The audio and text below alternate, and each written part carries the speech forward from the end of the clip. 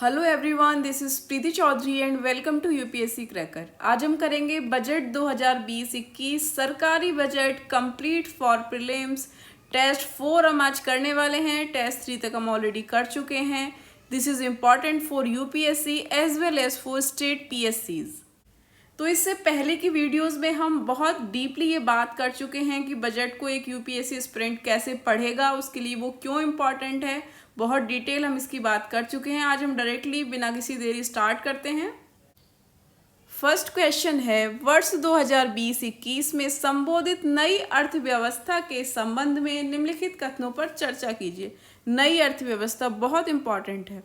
इसमें क्या पूछा है, निम्नलिखित में से कौन सा कथन सत्य है। सत्य पूछा है। ऑप्शन दिए हैं, इसके तहत निजी क्षेत्र के द्वारा पूरे देश में डेटा सेंटर पार्क बनाने की नीति लाने का प्रस्ताव है। दूसरा ऑप्शन है, भारत नेट के माध्यम से 1 लाख ग्राम पंचायतों को fiber to the home FTTH fiber to the home से जोड़ा जाएगा। तीसरा ऑप्शन है, इसमें भारत नेट कार्यक्रम के लिए 7,000 करोड़ रुपए का प्रस्ताव है। तो बताइए कौन सा कथन सत्य है।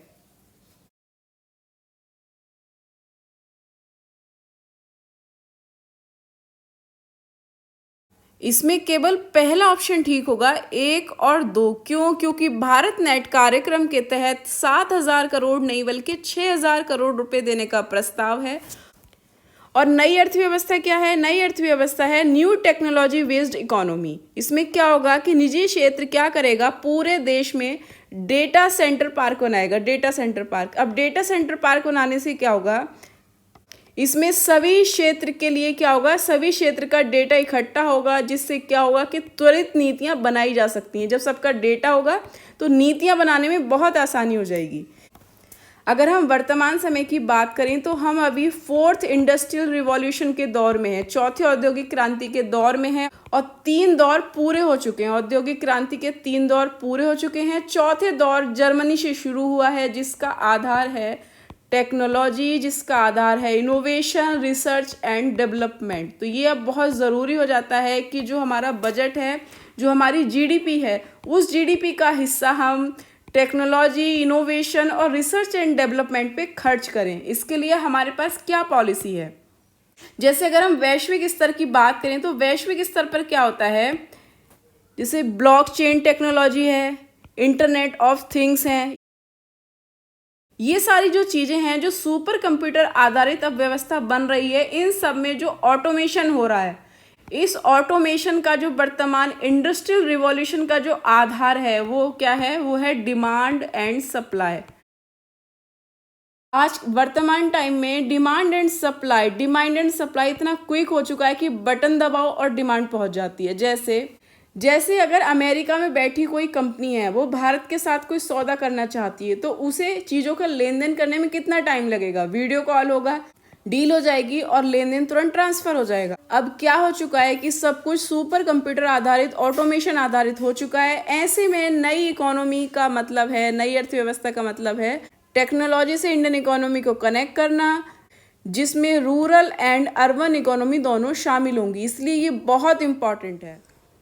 नेक्स्ट क्वेश्चन इज, बजट 2020-21 में निम्नलिखित में से स्टार्टअप्स के लाभ के लिए प्रस्तावित उपायों पर चर्चा कीजिए। क्या पूछा है, स्टार्टअप्स के लाभ, जो इसके लाभ के बारे में जो बजट 2020-21 में उपाय प्रस्तावित हुए हैं उन पर चर्चा करनी है। पूछा क्या है, निम्नलिखित में से कौन सा कथन सत्य है। सत्य पूछा है। ऑप्शन दिए हैं, स्टार्टअप्स के पहले चरण के उद्भव और विकास को बढ़ावा देने के लिए सीड फंड सहित प्रारंभिक निधि पोषण प्रदान किया जाएगा।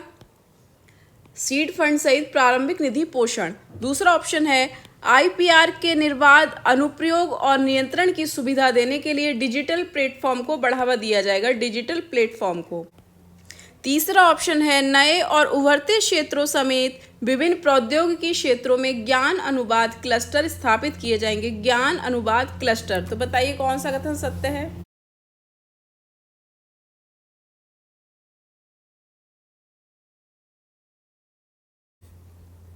इसमें सभी ऑप्शन ठीक होंगे। डी ऑप्शन ठीक है।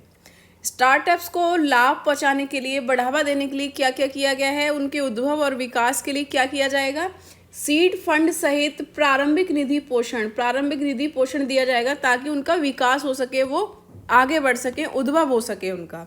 और दूसरा आईपीआर हम पूरे लेक्चर में बहुत डिटेल में पढ़ चुके हैं। यहाँ देखिए करंट से इसको कैसे लिंक कर रहे हैं। करंट में इसके बारे में क्या है, बजट 2020-21 में इसके बारे में कहा है कि आईपीआर के अनुप्रयोग और नियंत्रण के लिए क्या सुविधा दी जाएगी, एक डिजिटल प्लेटफॉर्म दिया जाएगा ताकि जितने भी काम हैं इससे रिलेटेड वो ईजिली हो जाए।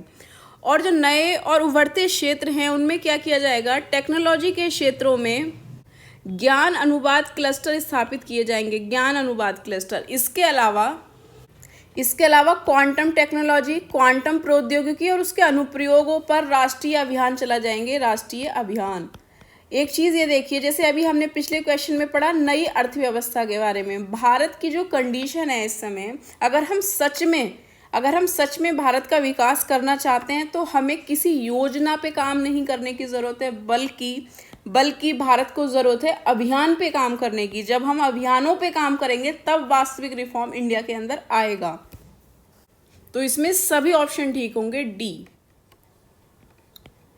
नेक्स्ट क्वेश्चन इज बजट 2020-21 के संबंध में निम्नलिखित कथनों पर चर्चा कीजिए। क्या पूछा है, निम्नलिखित में से कौन सा कथन सत्य है, सत्य पूछा है। ऑप्शन दिए हैं, पोषण से संबंधित कार्यक्रमों के लिए 35,600 करोड़ रुपए का आवंटन प्रस्तावित है। दूसरा ऑप्शन है, अनुसूचित जातियों के आगामी विकास और कल्याण के लिए 53,700 करोड़ रुपए का आवंटन किया गया है। तीसरा ऑप्शन है, वरिष्ठ नागरिकों और दिव्यांगजनों के लिए 9,500 करोड़ रुपए का आवंटन किया गया है। तो बताइए कौन सा कथन सत्य है।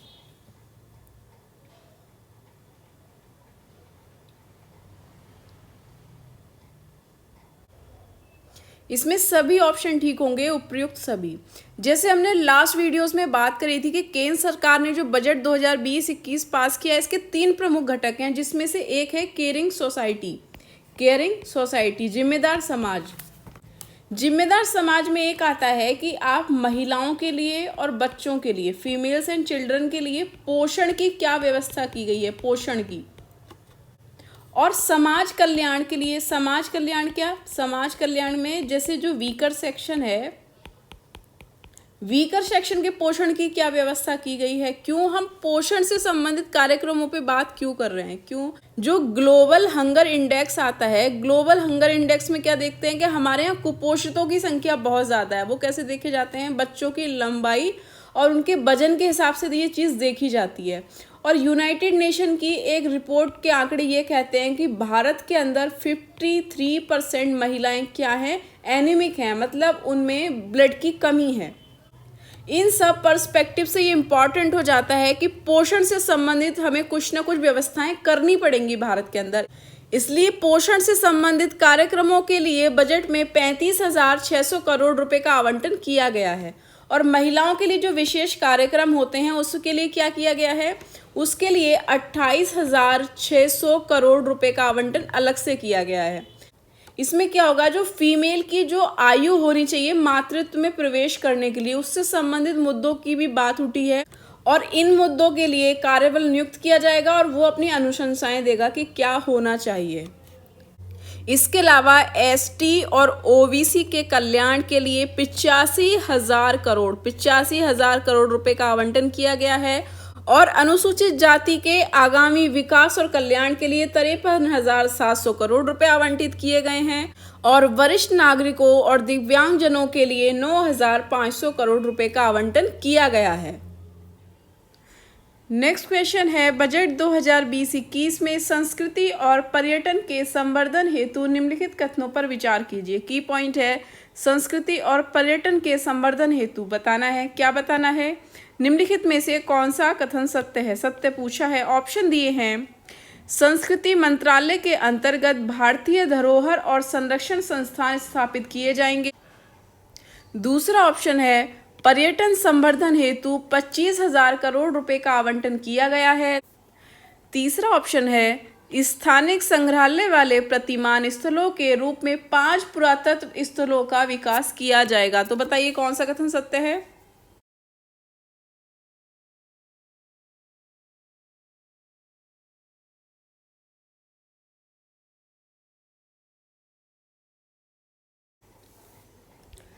तो इसमें केवल तीसरा ऑप्शन ठीक होगा, 1 और 3। ये देखिए छोटा सा चेंज करता है यूपीएससी, वहीं घूम जाते हैं। पर्यटन संवर्धन हेतु 25,000 करोड़ नहीं बल्कि 2500 करोड़ रुपए का आवंटन किया गया है। इसमें संस्कृति मंत्रालय के अंतर्गत किया गया है कि भारतीय धरोहर और संरक्षण संस्थान स्थापित किए जाएंगे। क्यों किए जाएंगे? अभी हम पढ़ रहे थे केयरिंग सोसाइटी। जो जिम्मेदार समाज होता है उसका एक तत्व ये भी होता है कि जो अपनी संस्कृति है, संस्कृति और पर्यटन, संस्कृति और पर्यटन के लिए क्या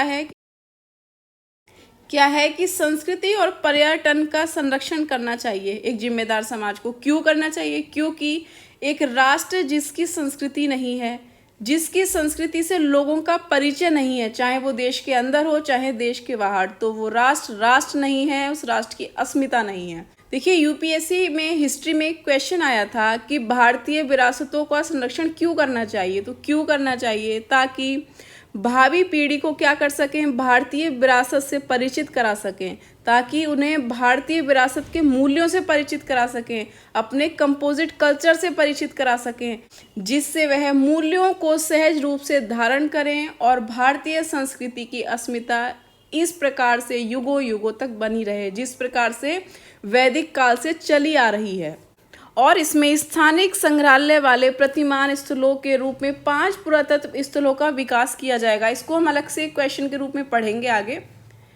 तो जब बजट 2020-21 में संस्कृति और पर्यटन के संवर्धन हेतु एक आवंटन कर दिया गया है, तो इससे क्या फ़ायदा होगा? इससे फ़ायदा होगा कि पर्यटन बढ़ेगा, दूसरा जीडीपी ग्रोथ होगा, जीडीपी बढ़ेगा, इसके अलावा रोजगार भी बढ़ेगा। और इन्हीं उद्देश्यों को ध्यान में रखते हुए सरकार प्रत्येक बजट में संस्कृति के संरक्षण के लिए अलग अलग कोष आवंटन करती है, और वही किया है बजट 2020-21 में भी। नेक्स्ट क्वेश्चन इज, बजट 2020-21 में स्थानिक संग्रहालय वाले प्रतिमान स्थलों के रूप में निम्नलिखित में से कौन से पुरातत्व स्थलों का विकास किया जाएगा? किसका विकास किया जाएगा ये पूछा है। ऑप्शन दिए हैं, राखीगढ़ी हरियाणा, दूसरा है हस्तिनापुर उत्तर प्रदेश, तीसरा शिवसागर असम, चौथा धौलावीरा गुजरात। तो बताना कि कौन से पुरातत्व स्थलों का विकास किया जाएगा, बताइए।